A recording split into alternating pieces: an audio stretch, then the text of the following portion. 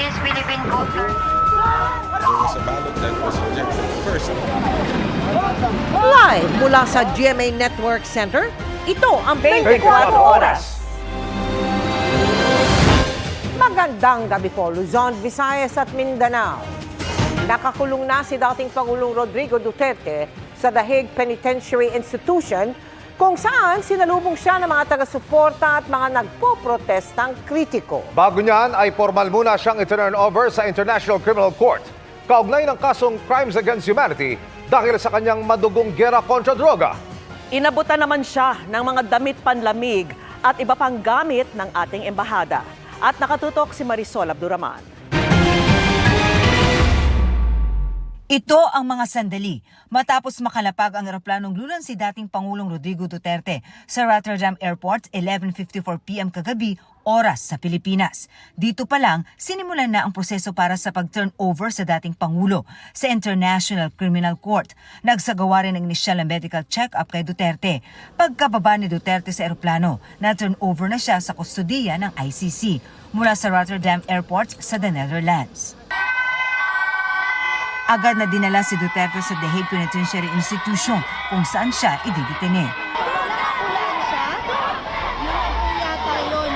Ang kanyang pagdating, inabangan ng ilang mga taga-suporta. May mga nag-abang ding mga protester kontra Duterte. Ayon sa Philippine Embassy sa the Netherlands, nagbigay sila ng winter clothing at care packages kay Duterte at iba pang sakay ng eroplano. Inisyuhan daw ng 2-day visa ang mga kasama ni Duterte para mabigyan sila ng sapat na oras para makapagpahinga. 15-day visa naman ang ibinigay kay dating Executive Secretary Salvador Mejaldea bilang legal counsel ni Duterte. Sinabihan na rin ng embassy officials ang mga opisyal ng ICC at Netherlands Ministry of Foreign Affairs tungkol sa medical at physical conditions ni Duterte para matutukan. Ipinagbigay alam na rin daw ito sa ICC medical doctor. Lilitisin si Duterte ng International Criminal Court para sa kasong Crimes Against Humanity dahil sa kanyang madugong gera kontra droga kung saan mahigit 6,000 ang namatay. Ayon kay ICC Chief Prosecutor Karim Khan, ang pagkakaaresto kay Duterte ay isang mahalagang development sa paghahanap ng hustisya ng mga biktima. International law is not as weak as some may think. When we come together, when we work, when we build partnerships, the rule of law can prevail. Sa mga susunod na araw, inaasahang haharap si Duterte sa ICC. Mr. Duterte is presumed innocent. He will make his initial appearance before the court soon. And the focus of the office is on the judicial proceedings, on proving its case before the judges of the International Criminal Court. Para sa GMA Integrated News, Marisol Abduraman, nakatuto 24 oras. Dahil sa pagpukpok sa isang pulis, sasampahan ng reklamong assault ang common law wife ni dating Pangulong Rodrigo Duterte na si Hanilet Azancenia. Nangyari po yan sa tensyonadong tagpo bago na isakay ng eroplano si Duterte para madala sa the Netherlands. Nagbabalik si Marisol Abduraman. Bago na pasakay si dating Pangulong Duterte sa eroplano nung Martes, mahabang pilitan at diskusyon ang nangyari. When you can arrest me tomorrow, I have to go home and pack up and get me prepared. That's the most decent thing to do. Yan ang pinaka-decent thing magawa mo. Sino ba ang mas mataas sa iyo? Kausapin mo. Okay, higher than you. Nahili yung tao. I think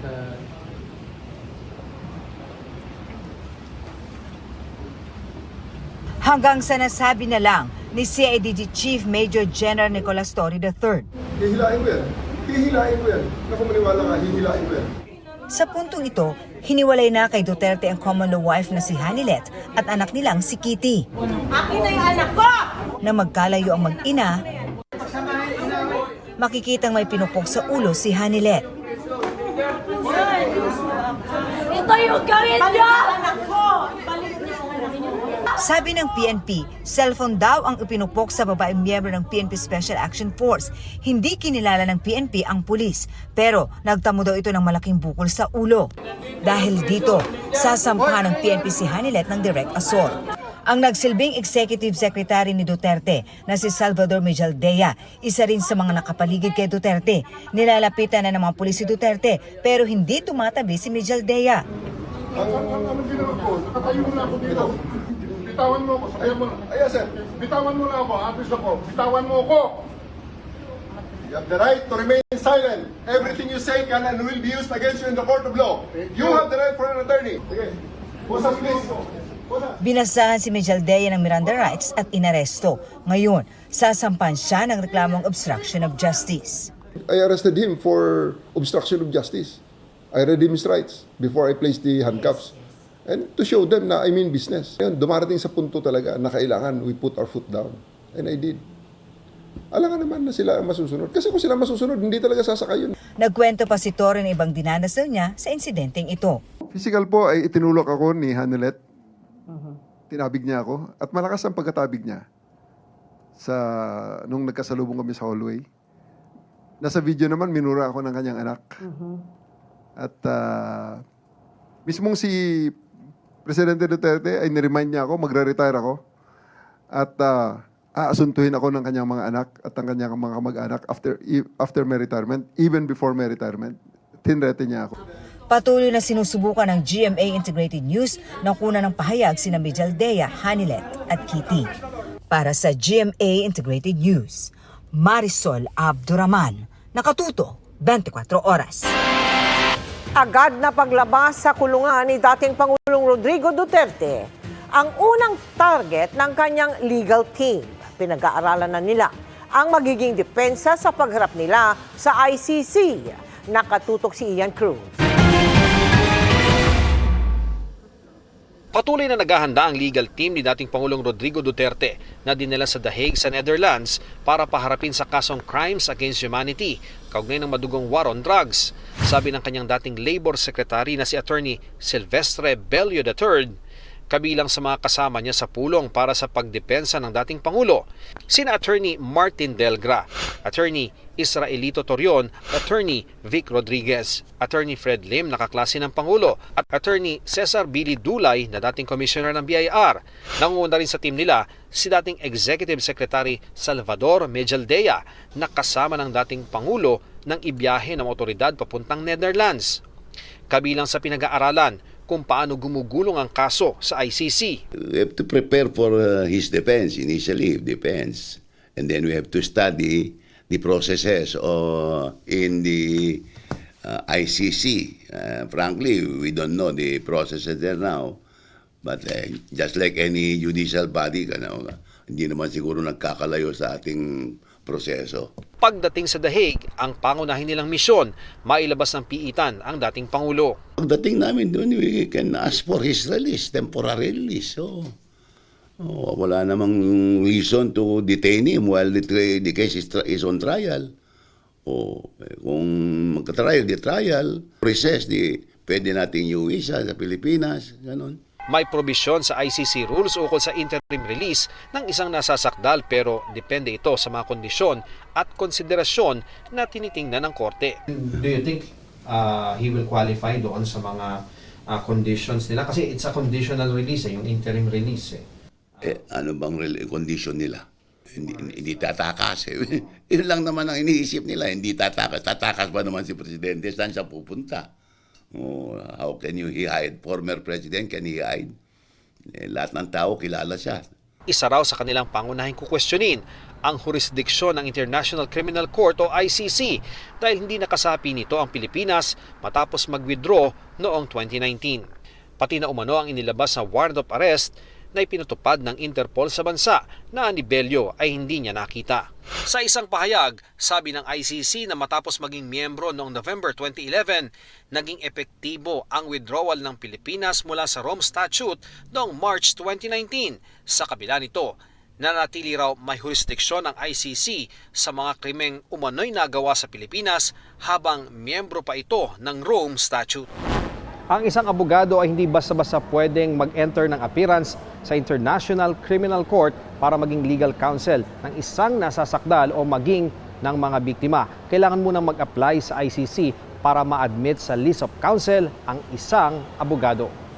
Lilimang Pilipinong abogado lamang ang nasa list of counsel ng ICC. Kabilang dito si dating Duterte Presidential Spokesperson Harry Roque na posibleng makasama rin daw sa hanay ng mga magtatanggol sa dating Pangulo. Sabi naman ng ilang abogado ng biktima ng drug war na nasa Netherlands din ngayon. It also means that no one is above the law, that there will be a day of reckoning, there will be a day of justice for everyone, and even powerful men such as Rodrigo Duterte. Para sa GMA Integrated News, Ian Cruz, nakatutok 24 oras. Nasa the Netherlands na si Vice President Sara Duterte kung saan nakakulong ang amang si dating Pangulong Rodrigo Duterte. Pasado alas 4 ng madaling araw, oras sa Pilipinas, nang dumating siya roon. Sinalubong siya ng Dutch Foreign Ministry at Dutch National Police Corps. Nauna nang sinabi ng bise na nakatakda siyang kumausap ng mga abogado roon.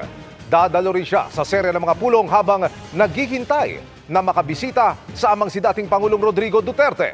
Sa isang pahayag, nagpasalamat ang bise sa mga Pilipinong nagpaabot ng suporta at panalangin para sa ama at sa kanilang pamilya. Ang kapatid niyang si Congressman Paulo Duterte naman, may travel clearance na mula sa Kamara para magpuntang the Netherlands sa Japan. Wala pa tayong impormasyon kung bumiyahe na siya papunta roon. Bago naman lumapag sa the Netherlands, inako ni dating Pangulong Rodrigo Duterte ang pananagutan sa mga nangyari sa ilalim ng kanyang administrasyon. Sa gitna niyan, iimbestigahan pa rin ng Justice Department ang nautusan sa drug war kung lumabag sa batas. Nakatutok si Chino Gaston. Bago lumapag ang eroplanong lulan, si dating Pangulong Rodrigo Duterte sa the Netherlands, gumawa siya ng video message. I think this is something to do with the law and order noon. At sinasabi ko naman sa mga pulis, military na trabaho kayo at ako ang managot. So ito na nga. Dinala si Duterte sa The Hague para harapin ang asuntong Crimes Against Humanity of Murder. Ang akusasyon sa kanya, kinasangkapan ang mga alagad ng batas para ipatupad ang madugong war on drugs na ikinamatay ng libu-libong katao. For all of the whatever happened in the past, ako na yung nag-front sa ating law enforcement at military. Ako ang managot sila. Makailang ulit na rin niya itong sinabi noon. Ako ang nagbigay ng order kasi ginawa nila illegal or legal, akin yun. Thank you, Mr. Chair. I take full responsibility for it. Pero sa pagharap niya sa Senado noong Oktubre, ito ang kanyang sinabi. Do you assume responsibility for the death of Kian De Los Santos, Mr. No. Chair? No. How about si Carl Anthony alam mo, ma'am, Nunez? before specific ang law, guilt is personal. I Maker was din po talking ako. about the policy. I take full responsibility yung sinabi ko na war on drugs. You said, Pero sir, kung you can hold me responsible for any death. specific crime, Yes, sir. You spoke hindi about... pwede yan. Ang order ko talaga sa kanila, pag makawag ng baril, patayin mo na para one less criminals. There was never an official order to the police and the military and to the agents of government to kill. Ngayon, pag lumaban, nagkaletse-letse, may baril, may magpatayan talaga. Sabi ng Justice Department, hinahabol pa rin naman ang mga nautusan para malaman kung labas na sa batas o extrajudicial ang pagpapatupad nila ng war on drugs ng dating Pangulo. Marami na po tayong in-investigate na kaso tungkol dito sa mga supposed police abuses. We will continue to gather and collate evidence, and we will make sure that those who are charged with these crimes will be given their day in court. Lokal na otoridad ang kailangang tumutok sa kanila dahil ang ICC karaniwang nakatutok umano sa mga nasa likod talaga o taga-utos ng krimen. Yung mga kumalabit ng gatilyo, yung mga tumulong sa operasyon, yung mga on the ground, yung mga tawag nila ay small fry, ang assumption, ang bahala dyan ay ang domestic jurisdiction.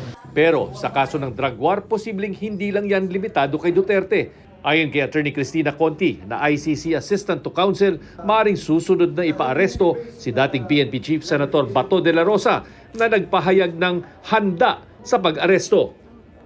Pati si dating PNP Chief Oscar Albayalde na hinihingan namin ng pahayag. Pero kung gaano katagal bago ilalabas ang susunod na mga arrest warrant, ICC lang umano ang makakapagsabi. Ang kumbaga malinaw, may susunod at hindi kailangan na matapos ang trial ni Duterte o may kailangang substansyal na mangyari bago matukoy ang mga susunod or co-perpetrators. Ano't anuman, handa muli ang PNP na makipagtulungan sa International Police o Interpol. Kung hihingi po sa atin ng tulong muli ang Interpol, but sinabi na rin po natin ito na yung stand po natin dito is yung ating legal obligation sa ating mga international police counterparts po under the principle of reciprocity. Para sa GMA Integrated News, Chino Gaston nakatutok, 24 oras. Sumiklab ang tensyon sa isang gusali malapit sa Campo Crame kung saan pilit umanong pumasok ang isang grupo. Ang mitya ng gulo na nauwi pa sa sakitan, agawan sa ari-arian sa pamilya ng may-ari ng kumpanya. Nakatutok si June Veneracion.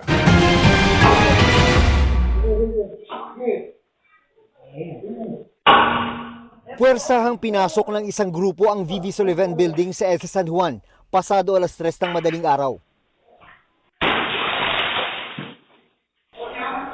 Kabilang sa grupo ang isang lalaking tila may baril. Di nagtagal, merong humampas sa CCTV. Nagkasakitan nang may pumalag mula sa hanay ng building security.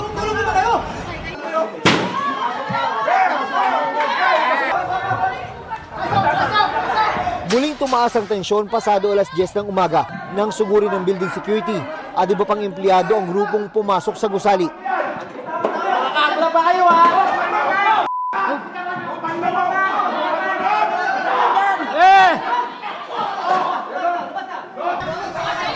May mga baril yan! May mga baril!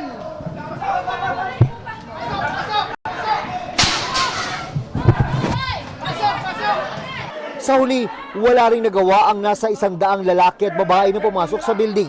Kulong lahat yan ha! Kulong lahat tong mga to ha, please! Depensa naman ang isa sa mga nahuli. Sumunod lang sila sa utos ng kanilang security agency. Wala po talaga kaming idea na ganito yung mangyayari, na mayroon pang own duty, tapos papalitan namin. Titignan po namin kung ano yung mga crimes na na-violate nila, kung totoong nagdala sila ng baril. Kabilang daw sa inuna ng grupong puwersahang pumasok sa building na ito ay ang mga vault. Puwersahan nilang pinagbubuksan ng mga ito. At batay sa impormasyon ng mga pulis, kabilang daw sa mga natangay ay ang mga titulo ng lupa.